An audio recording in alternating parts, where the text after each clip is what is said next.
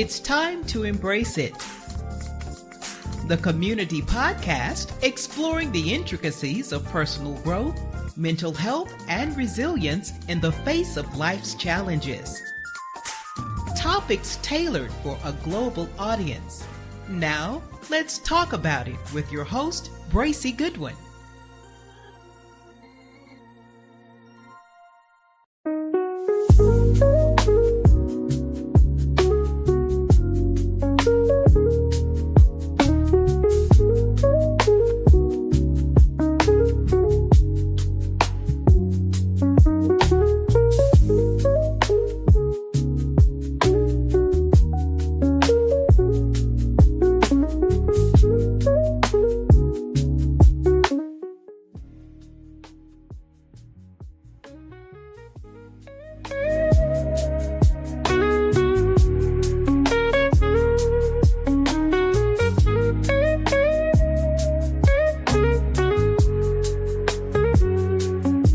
Well, let me say good evening to everybody. Everybody, thank you so much for joining in tonight. Thank you all for coming on again to the Embrace It Community Podcast. So I want to thank everyone for taking their time out this evening and coming on and talking about something tonight that's really going to be kind of sensitive. So that's why we had the posting up in the beginning, just mindful of what the topic is tonight and how we're going to dive into subjects that could be sensitive. So thank you so much. But first, I always like to start my show off in talking about something that's dear to my heart: suicide prevention. I am an advocate for that. And the 988 Suicide Prevention Crisis hotline here is 988 24/7, 365 days out of this year. You can call and talk to somebody. It's in English and it is in Spanish. So if you know somebody that might be dealing with some things and don't know who to talk to or how to talk about this thing, give them this message, please, because everybody's life matters to me. And this is why I became this advocate for it. So do me a favor, share that number, write it down, make sure you do just share it with somebody. How about just text it to somebody? You never know. You just never know if you decide to put it in a text and say, hey, share this when you get a chance. And they'll look at it and say, whoa, how did she know? Or how did they know? How did he know? So I always try to just tap into that when I talk about suicide prevention hotline, because I lost some friends. Like I always say, I lost some friends. I lost some good people to it. And so I don't want to lose anyone else, because everyone in the community matters to me. All right. Then I just want to mention at the beginning of the show, right? I like I always do, and I'll do it and I'll do it again at the end.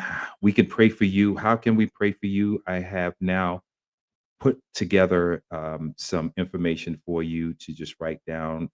Writers at Embrace It Community Podcast at gmail.com. Leave us an anonymous prayer request or by texting the chaplain prayer line at 214-295-5628. That's 214-295-5628. That is the chaplain's prayer line. Okay. I'm concerned about you mentally, spiritually as well. All right. So you make sure you write that number down. I'll put it back up at the end of the show again, so that you can just give us your needs. Like I said, you can do it anonymously. By all means, do it anonymously. All right. Then also buy me a coffee. How can you help this here wonderful, outstanding show that I love to do? I love to get on here to this QR code. Go ahead, catch it with your cameras, and I'm gonna leave it up for a minute. I want you all to catch that with your camera and buy me a coffee. And it's a nice little way to help the Embrace It Community Podcast do what it do, to keep us out here going. Besides following us, you can buy us a coffee and support the cause, support it. $2, $1 coffee. There's numbers that's going to pop up on there: $25, $30. You don't have to do that much. You can just $2. Just do $2. $2. I'm not even asking for $20. Just do $2. Okay. Support. Help us out, please, if you can. I don't never want to seem like I'm that one that's coming on here. Oh, here's Cash App, send me stuff. No, I'm not doing that. I want you to support the Embrace It Community Podcast by other ways than that. So buy me a coffee. Buy me a coffee. Also, what I'm doing for the veterans is the 30-mile dog walk challenge. I get my Bella out and we go for a walk, and she's just relaxing right now because it's too hot. And the whole cause is to stop soldiers' suicide. So whenever I see something like this that come across my page where it's a cause for suicide prevention, veterans, I'm a veteran, I'm going to promote it. I'm going to get out there whether I'm walking, whether I'm riding my bike. I cannot run anymore. I wish I can. I tried running the other day and I did one of those 10-second burst runs and I felt good. But when I sat down 20 minutes later, my knees were achy. So I can't do like I used to do. My mind's telling me yes, but my body's telling me no, you not. All right. So keep that in mind. It's the 30-mile dog walk challenge. Okay. So I wanted to put that out there again, and I'll put it back up there at the end of the show again. Let's see. I think I got everything covered there that I normally cover at the beginning. So listen, here we go. This topic today, it's a very sensitive topic. It is a topic that has impacted my life personally. Suicide prevention has impacted my life, but also domestic violence. And I have a co host that's going to come on that I'm about to bring on that is going to reveal some things and talk about some things that a lot of people are afraid to talk about, don't know how to talk about, or don't know who to talk to about it, or they're that scarred mentally that they hold it in and it doesn't come out right when they do decide to talk, whether they decide to enter into a relationship later or just at work. The outbursts, the mental impact that it does on your daily life activities, it happens that way. So I want you to welcome my co-host Denise Wolford, who is going to come on now. Do I need to bring her on here? Yeah, let me grab her from the back. She's sitting here waiting, and let me see if I can just get her to come on now. And ladies and gentlemen, welcome Denise. Please, thank you so much, Denise, for taking Oh, no, thank you for your having time. me. Oh, I appreciate you so much for taking out your time to come in. Say hello to the followers here at Embrace the Community Podcast. Good evening. Good evening. Thank you so much for joining us this evening. I know there's going to be a lot of information that's going to be shared, and I'm just grateful that you had me on Yes. to talk about domestic violence because, of course, we know that is a sensitive subject, but someone has to do it. And guess what? I don't mind doing it. Yeah. It's a privilege, it's an honor. So thank you all, and thank you for bringing me on as well. Oh, thank you so much for taking out your time to join me. And we're going to dive in it. But I got a friend of mine in the Dominican Republic to record her story. So let's play that and then we'll Okay. go from there. Okay. Let me go ahead and get that going. And Andrea, you can make that screen bigger and just go ahead and play that. She did a really good interview. Her name is Yocasta, and she'll talk to us all about her experience. All right. Let's just listen to her if we can.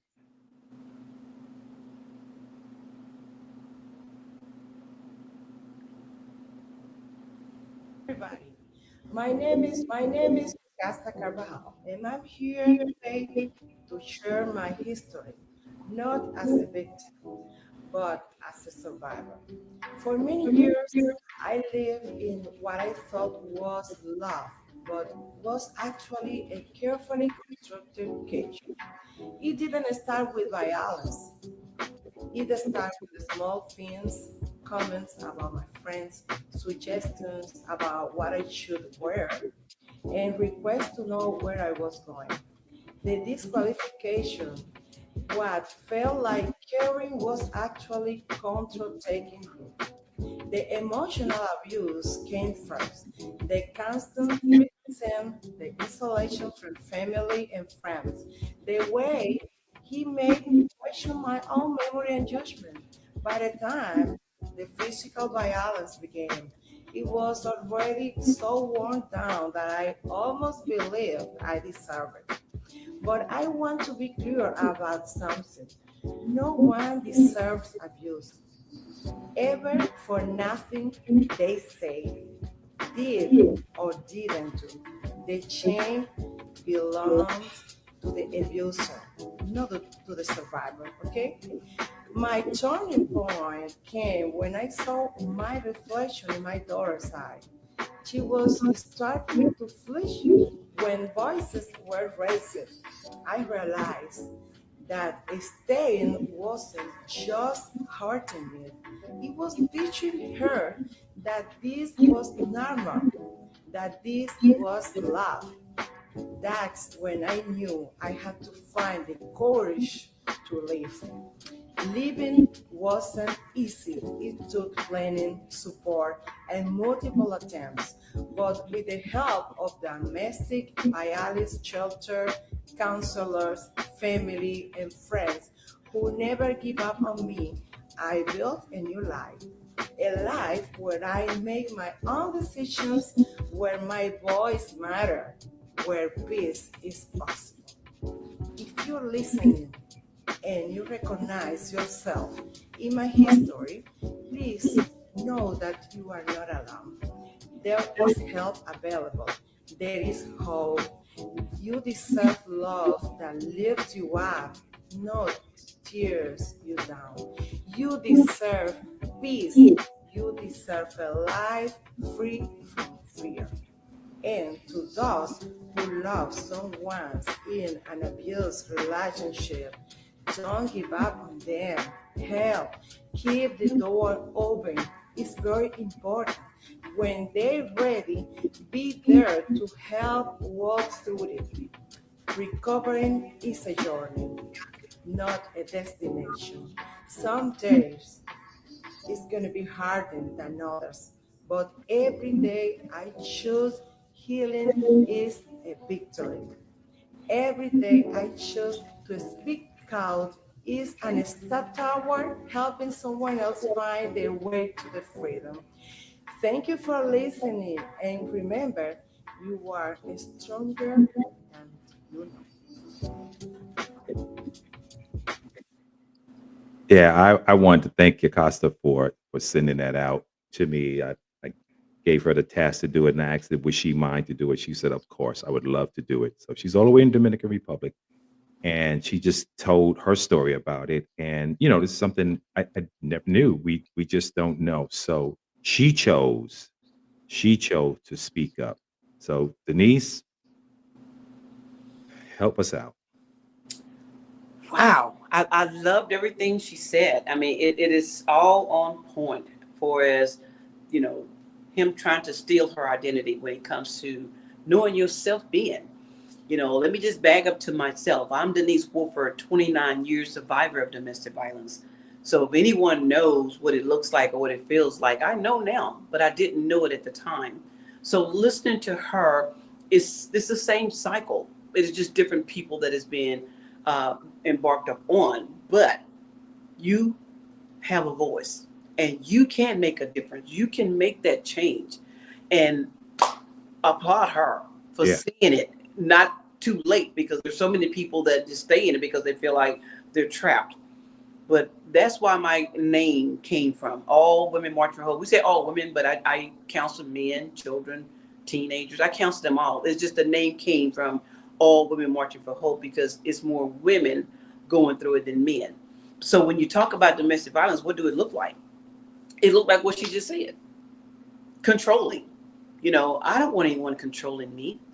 You have a mind. You are a person, and your voice does matter. But when someone tried to take your voice, it leaves you hopeless. So that's where the name Hope came from, because there's hope there.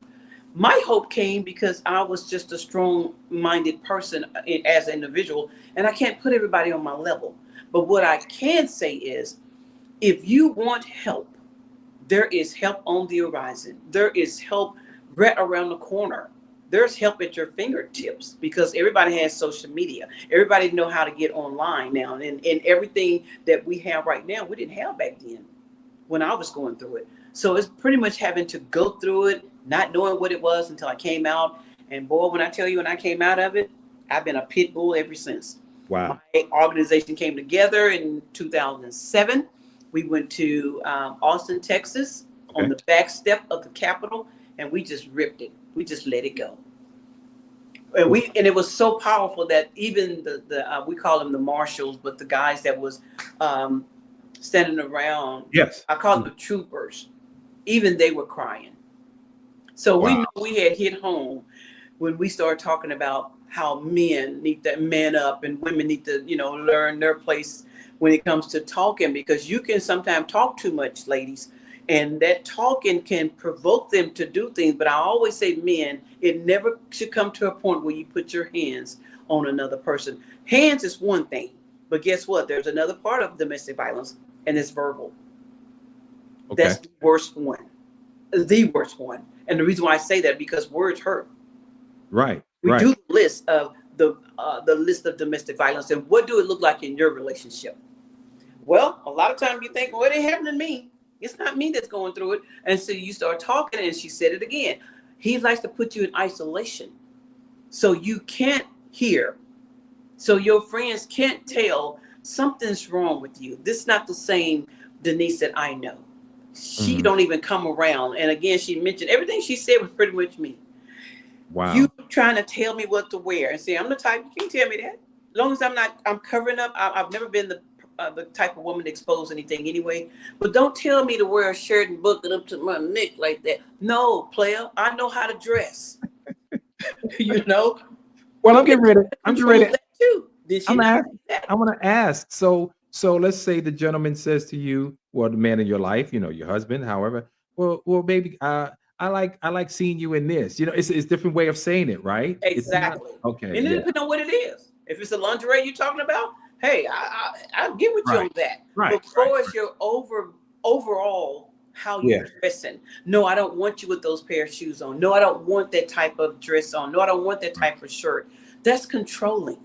And when you find yourself being lost in his spider web, there's time to back up and say, whoa, who am I? Yeah. I'm losing myself in him. And that should never be, because when you're in a relationship, it should fit just like this. A hand in a glove. See how that fits? Yeah. Yeah. It shouldn't fit like this, because if you're fitting it like that, that ain't working. This will work. That's good. And then once you do that, you'll learn how to pray. You'll learn how to do a lot of things when it's like this. When it's like that, that is a broken relationship. And I say it all the time when we talk about LOVE. Okay, love is one thing. LOVE. LUST will kill you. Yes. There's a difference between love and lust. Yes. Lust will fall up on the flesh, and then you start doing all these fleshy things and accepting what he say about you. Well, I can't do that. I'm going to bag it up to my relationship and how it started in the 9th grade. I didn't know what that was. I just knew this little fella hit me. This little fella going to get hit back. Didn't realize over the years, found out that he came from a domestic situation. Wow. His home, wherever you nest at, that's what you're going to pretty much think it's okay.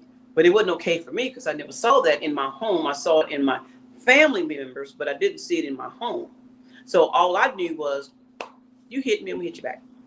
The second abuser, I never call their name, because anybody that knows me should know who I'm talking about. And I don't ever want to call them out, because 1, 2, and 3, you know who you are. You know what you did, and you know. So number 2 was 9th grade, leave him alone, going to school. I want to focus more on school. So I end up dating this guy that was 4 years older than I was. Okay. Had 2 children, thinking everything was okay. We got an apartment doing this, but I missed one thing. He didn't love me. He loved himself. So that was another type of violence that was going on. And I wasn't going to tolerate it. And I ended up leaving that relationship and went into another one. And that number 3 was almost like strike 3, almost killed me. Literally. And I'm talking about from the romance part. He was a very nice guy, don't get me wrong. But he had a lot of things, hidden genders, that I couldn't figure out to this day. Why were you so violent towards me? Why was I the one catching the back end of this relationship? And I don't even know where it even came from. And when I got out of it, I figured it out. Because he couldn't love himself. Let me tell you, let me share something, listeners that's out there listening. If you can't love yourself, you cannot love anyone else. I don't care how fine he is. I don't care if he's a millionaire. And I know a lot of millionaire friends right now that's going through hell and high water because they don't know how to get out. They know how to get out of the relationship, but they want to live that lifestyle. I told Andrea earlier, I would rather be a a live chicken than a dead duck. Wow. So many hurting, toxic relationship people just put up with because they don't want to hear the truth. Well, then don't ask. Stay in it because it's not going to change. Okay. You have to make that change. You have to know, get around someone that knows more than what you know when it comes to healthy relationship. I can tell you what healthy relationship looks like. You're looking at it. Hold on, get this together. Hold on, you're looking at it. Yeah. Well, wait, Denise, you said something. And now it brought me back to when I was a kid. You said the person that started putting his hands on you, I think it was in 9th grade, that's because the way he grew up in his house. Now, when I was that kid, 7, 8 years old, I had to be, I can't even recall. I know I was so young. I watched my father beat my mother. He got drunk. I guess my mother had a mouth, and he took her head and he put it in the toilet. And I watched them do it. And my sister and I, we tried to leave the house to go get my grandmother to get help. But her brother was sitting at the door, would not let us out. My mother's brother. Well, come to find out, they had 2 different fathers. So they already bumping heads. So my mother's brother was on my father's side. They both drank. They were drinking buddies and they hung out. He would not let us run out to go get help.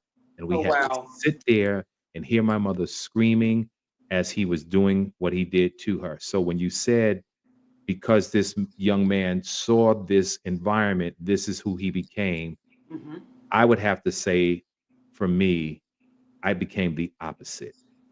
Because I guess my grandmother's love, my grandmother's prayers, her spirit was imparted in me to know right from wrong. And I never in my life put my hands on a woman. And when I saw someone doing it, I went up to that guy and was like, yo, my man, do me a favor, let her alone. Don't touch her. I've seen it. I walked up to people in the street and it's like, oh man, she did it. I said, no, you're not going to do that. You're not going to do it, because that scarred me. That was my mother. It scarred me. So if I seen it, I handled it, Yeah. So you have to get involved. Yeah. But everybody doesn't turn out as a product of their environment. Thank God. The drinking, the smoking, the domestic violence. I chose a different path, and I chose the path. You said it. You just said it. It's a choice. It's a choice, right? Just because they did that, don't mean you have to mimic that. Right. Because you can be I've always said to myself, I'm going to be the best grandmother that I never had. My mother passed away when she was like 6 years old. I never had a relationship on the grandmother's side on my dad's side. So I didn't really have that grandmother feel. Okay. So I said, if I ever had any grandchildren, I was going to be the best grandmother that I never had. And my grandchildren will tell you to this day, that's the best grandmother. Yeah, she done took us to Cancun and everywhere. You know why? Because I want to leave that mark that I am and I can be different from what I didn't have. So you're so right. You don't have to choose that pattern just because you saw that. Right. But because you did choose it, you're going to end up by yourself. Because women do get tired. We've been in 29 markets, 14 states, and 2 countries. And it's been the same pattern in every one of them. Yeah. So domestic violence is domestic violence. I don't care if you're here in Tokyo, doesn't matter. Right. So it hurts. Because love doesn't hurt. Can you do me a favor? Yes. Now that we talked about the women, and I don't mean to cut you off, but I want to talk about, there are some men. I get those all the time. I love those. That was going to be part 2. So part 2, when I start talking, and I was telling you earlier about going to Chicago and one of those re-entry homes, and I came in, I was all dressed up and looking pretty, and and they really thought I was going to be one of the little pretty black girls that just came in and did her number and left. But I didn't come in there for that. I dressed up like I was. But when I was done with them, those men was crying like babies because they felt the love that I had for them to say, I know you are probably a product of it, or you want to be different. You don't want to be that monster anymore. Or you was the one that was being abused. And I have those letters to this day of what those men were going through at that time. So men, that 15%, maybe higher now, that men go through the same exact thing, but they're afraid to call 911 because 9 times out of 10, if he come, they're not going to take him. They don't want to take his side. We don't think, oh, you're not the one getting beat up on. But I know a lot of women that's got some, I'm talking about bad mouth, provoke these men. Yep. And what are these men supposed to do? If you provoke me, I'm sorry, you're going to get that wig split. And I'm Right. not going to try to split it on a, you got to defend yourself. Now, not doing it because I am bigger. The men is bigger. They will hurt you, women. They will tear you in two pieces. But what you don't want to do is buck up against them. If you find yourself being angry, you walk away. He don't want to put his hands on you. I know a lot of good men out there that's been torn down by women. And these women need the same treatment that the men need when they're being abused. It's just the same. It's just the opposite. So I counsel with them. They say, oh, Mr. Denise, thank you so much. And they call me to this day. You have to encourage them and let them know, no, you have rights just like they do. Yeah. You do. And you don't have to put up with it. No, you don't. You don't. You do not. There's help. As a matter of fact, there's a men's shelter that they either putting back together at the family place here in Dallas. Okay. That reaches out to men. And they go there to get away from abuse. Yeah. Women. So yes. Yeah. And I asked that question because I experienced it myself, where I found myself in a relationship. And like you said, I'm not going to mention no names, but I moved here in 2020. I was in a relationship, got married to the person. I thought I knew her from New York. We both grew up in New York. And I found out that there was something definitely wrong because she did not allow me to go anywhere without her knowing my location. That was one. Ooh, And that's when she had my location and I'm at work and I'm sitting there, I'm trying to get started with this new job. She called me and I'll never forget it. She said, "Where are you?" I said, "I'm at work." She says, "No, you're not. It's not showing that you're at work. It's showing that you're da-da-da address." And I said, "Woman," I said, "we will talk about this when I get home." Because she didn't allow me to talk and she just wanted to talk. And now what she was doing was throwing my past up, the part of me that was transparent to her about my past. Well, this is why this happened to you. And this is why this, and this is why that one's not with you. And this not with you. And I said, "I'm done." I don't know what that did was when I said, "I'm done talking," it triggered her because she began to breaking up my things. I'm talking about my laptop, my work laptop, cutting the cords to my TV, everything to get me Oh, to that wow. point. You mess with a black man's TV, what happens? But anyway, so I sat there and I said, "What in the world is going on?" And I called 911. They came out. And of course, they didn't do anything because this was domestic. This was civil. She didn't put her hands on me. But long story short, I've dealt with that for as long as I possibly can. It may have lasted 6 months, but within the 6 months' time, she called the police on me 12 times with false accusations. He hit me, he touched me, he pushed me. Look at this, look at that. And me pushing was trying to get her off of me from attacking me. And so now she has a reason to call. "Oh, you pushed me. I'm calling the police." Oh, wow. And so when they came to the house, I was so angry, but I remained calm. Mhm. And one officer said to me while I was sitting in the room, I just said to him, "Sir, I'm tired." He says, "I know you are." He says, "I looked at the records." I said, "We've been out here 12 times. Oh, wow. And my sergeant's getting to the point where he's saying, the next time we get a call out there, you're going to take the one that's being aggressive." He said, "If I were you, I would leave. Don't look back, leave." And I had to leave. Yeah. Because do you know how many times they have to go out to those calls? I said I've always wanted to play this strike three kind of thing because it becomes a point where you've got to take the initiative to say, you know what, when are you tired? When are you ready to get off this hamster wheel? Because it's not going to change. That's what it is, exactly. We call it the honeymoon wheel in law enforcement, but it's a hamster wheel. The hamster wheel. Yeah. When are you tired? Evidently you like what you've been put up on, because like I said, I know what healthy relationship looks like now. And knowing what it looks like now versus to what it was, there's no comparison. Love doesn't hurt. Love do not hurt. And there's so many components that goes into domestic violence to where you're put up with this, but you won't put up with that. You got financial abuse. You have verbal abuse. You have mental abuse. You have spiritual abuse. There's so many abuse that falls underneath that, and you're not healthy. You know why? Because you don't know who you are. Right, right. But Denise, the part that now comes back up to me, and I'm glad we did the warning in the beginning, because I'm gonna be real. This woman told the police on my last encounter with her that I touched her and she did not want to be touched. She said I touched her on her vagina and she did not want to be touched there. And they were going to charge me with sexual domestic violence. Now, can I ask you a question? Where did she come from? Who hurt her? Because it didn't just start with you. I found out she was molested all the way up to the age of 12.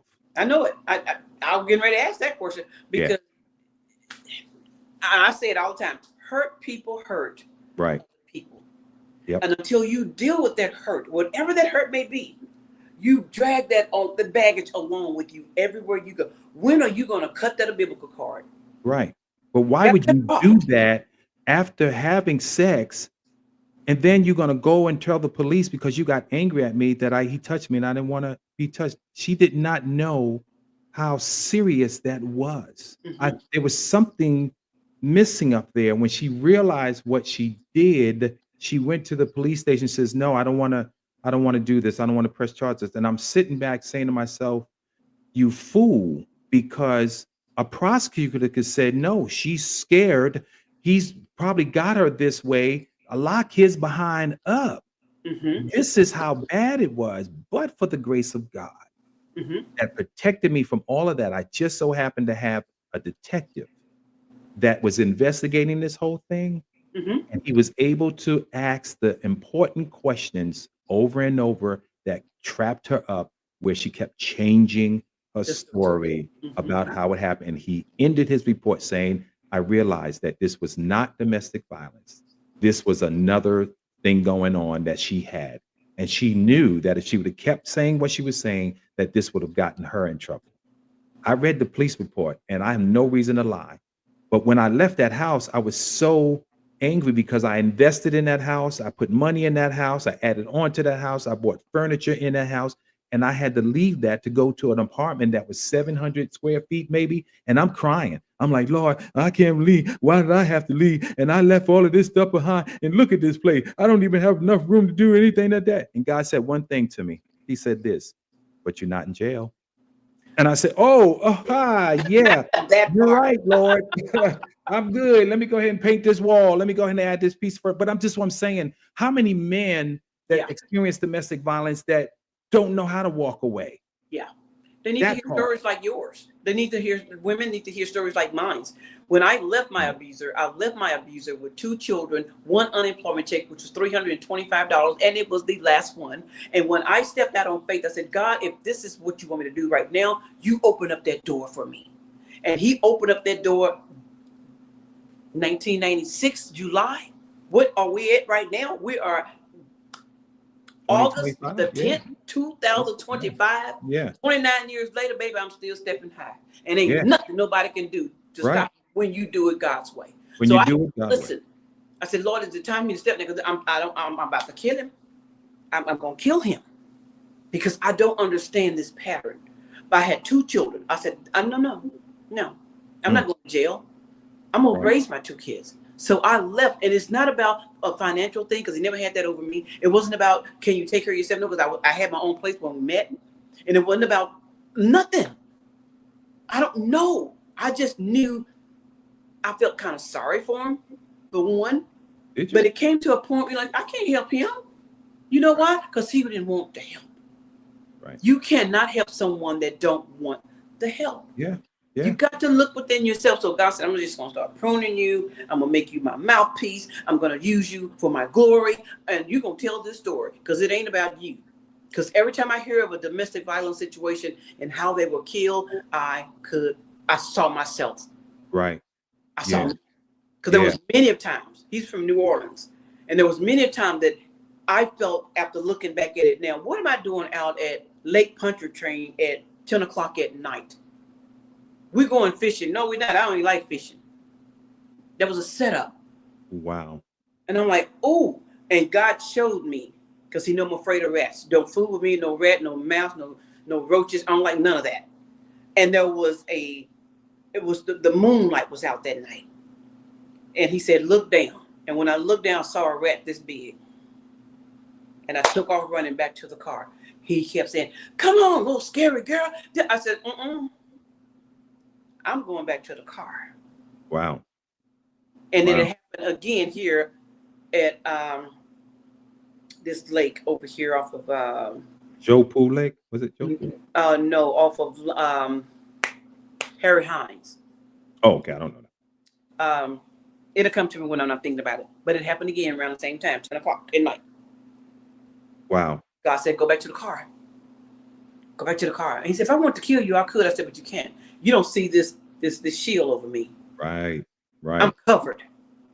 You Yeah. can't touch me. You tried it. Oh, we're going to put voodoo on you. You can't touch that either. No, that stuff don't work. Yeah.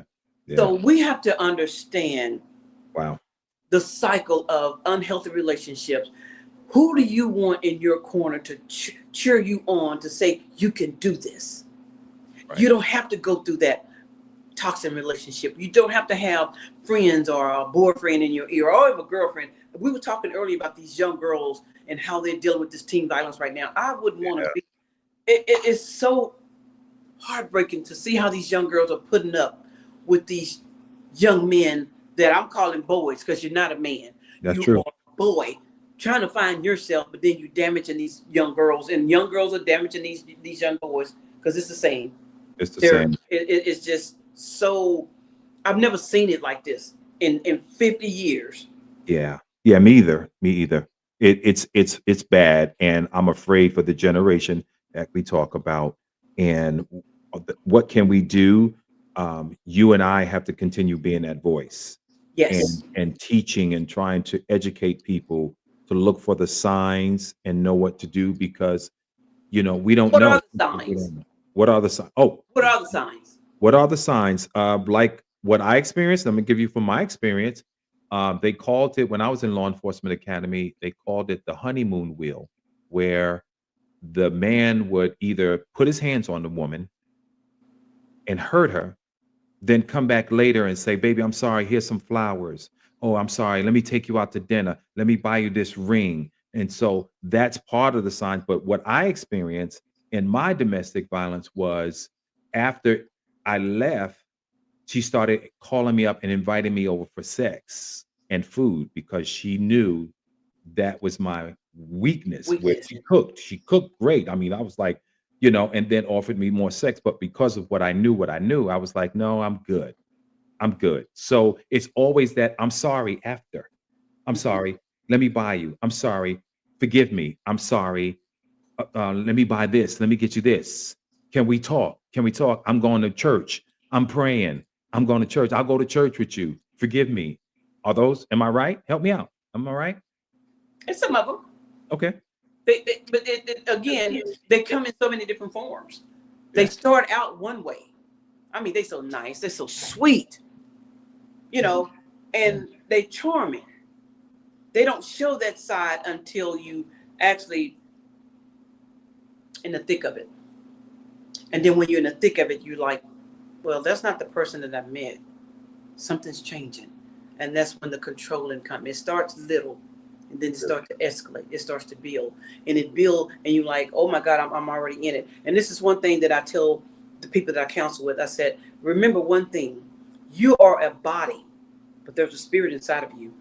And when you connect that spirit with that man, that's one reason why I tell young ladies and young men, why are you so cuckoo on Cocoa Puff? I said, did you have sex with them? Yeah. And they say, yes. I said, well, you just bonded with them. That's right. The spirits came like this. So that's why it's not so easy for you to walk away from him, because your spirit man is calling. Your body's saying one thing, but your spirit man is saying, I don't really want this, but yeah, I do want it. Now you've connected with the spirit man, and that's why it's hard for you to leave him. Or that's why. That's when the women be saying, but I love him. I love him. Yeah. But if you never had sex with them, it's easy for you to walk away, because you haven't bonded with them. Wow. When you bond that, it's like, oh my God, that's in word. That's word. He said, you see, with the prostitute, you just became who she is. Right. That's So right. women, be careful. That's what I said. Don't give up your goods. That's not your husband. Why are you over there messing with something that God said this is for married people only anyway? So Right. that will not start a relationship until you are ready to really get down with him. Why are we talking about unhealthy relationship? Because we're allowed to put the carriage in front of the horse. Keep the horses what's going to drive the carriage, baby. Yeah. Yeah, you're right. You're absolutely right. I totally agree.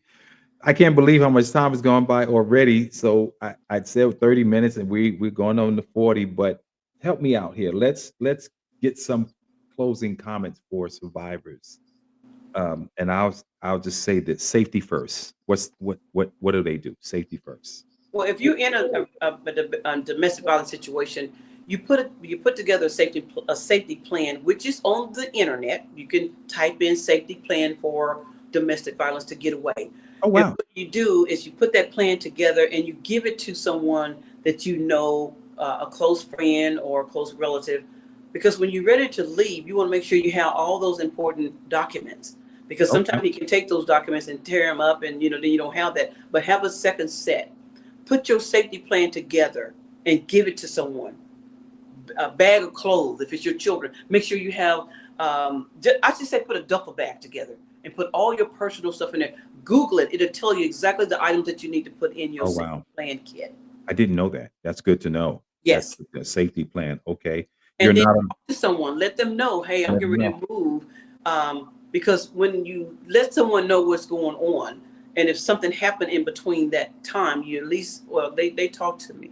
They said they was ready to leave. They said that, and it didn't happen, or he or she got killed in the process of it. Because that's the most crucial time. It's when you're leaving, Gotcha. Gotcha. Wow. and you got to leave with sometime when they don't even know they're at work or whatever. You got to sneak away. Yeah. That's what my counselor told me. He said, leave. I don't care if you leave your best pair of shoes. Leave. Yeah, yeah, Leave. And I didn't understand what he meant by that. He broke it down to me. He yes. says, you got to get out of there. You got to go now. And I And please talk. Please tell someone. tell somebody. Don't hold that in, because all that does is like cancer. It eats you up. And Yeah. then it starts making you feel like, am I worthy? Right. Right. Am I Right. worthy of being loved again? Am I worthy to even be in a relationship with anyone? And you start beating up on yourself. Take those boxing gloves off. Ladies and men, take them off, because you are worthy. If God woke you up this morning, Right. that means there's a place and a purpose in place for you. And it's not to be, I'll say, in a toxic relationship to the point where you don't even can't serve God no more. Yeah. Man. Yeah. You're right. You are absolutely right. But And I can honestly say this: when I was going through mines, my ex didn't like the church. I was there for 17 years, and he didn't like that church. But one thing he couldn't do, he didn't realize that building wasn't the church for me. I was the church. And I found myself every day getting this 15-minute. It was a sermon that used to come on KGGR. I can't think of the pastor name right now. I finally met him and told him, he said he was running revival all that week. He said, what you just told me just now was best than any subject that I had on this revival this week. And I told him, I said, it was your 15-minute sermon that kept me on track while I was going through that dark period of my domestic violence. Because you couldn't take the church from me, because it was in me, and I still was giving God praise. I was still giving God what I had to give him, even though I didn't have a church home, because of, you ain't going to church. Oh, and it was so stupid. I don't even want you shaking the deacon's hands. I don't even want you shaking the pastor's hands. Really? wow. Like Oh, that? it was deep. It was deep. And I'm like, no, that's not. And I told him, I said, you know what? You trusting the wrong person. You need to be trusting me. Why are you trying to trust them? And them don't even know you. I know you. Ooh. And all three of them has apologized to this day. They said they Yeah. were sorry. Yeah. And I got the apology as well. I mean, I got the heartfelt tears. One day I met her out, we met somewhere and she cried. She really cried. And I forgave her. She begged me to come back. She begged me to come back. And I said, no, let's get some counseling first. I used that to say, because I didn't want to say, hell no, to the no, no, No, no. no, no, So no. I just said, let's get some counseling, and we kind of went our separate ways from there. But Denise, listen, I want to thank you again for coming on tonight. Oh, my. and talking and being transparent and allowing me to be transparent and letting men and women know that there is help. So how can they reach you? Let everybody know. Well, I have a website, allwomenmarchingforhope.com, or you can reach me by telephone 817-228-1323. Again, 817-228-1323. And if I don't answer, just leave a message.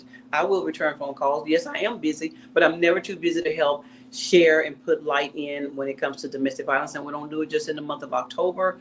People are hurting every day. So if you know someone that's going through or just need a word of encouragement, reach out to us on either email on our website, or you can call me 817-228-1323. We're here for you.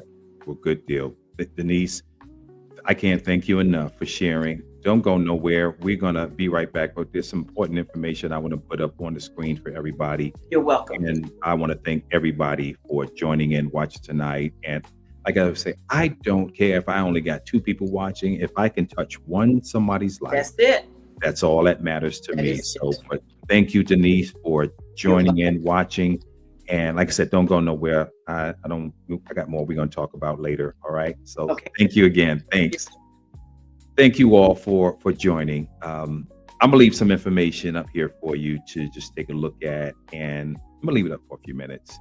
And I hope something was said tonight that has touched you, or maybe you can share with somebody. And it may not be you, it might be somebody you know, someone that has experienced this. But if it is you, I want you to know that there is help. You do have a voice, and it's okay to talk about it as well.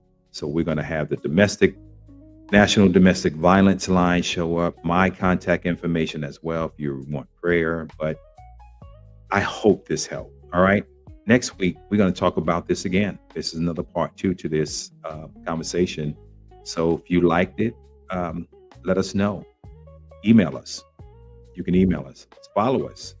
Send us a message. Send us something in the chat. If you are watching, I hope you enjoyed this episode. Until next week, like I said, follow. I need you guys to follow me on YouTube. Follow me on Facebook as well. TikTok, I'm on there as well. And so thank you for joining in, but I'm going to leave this information up for a while, and it's going to give you some really good contact information. Write it down, all right? But until next week, I love you. That's only because I love myself. Let's talk about it.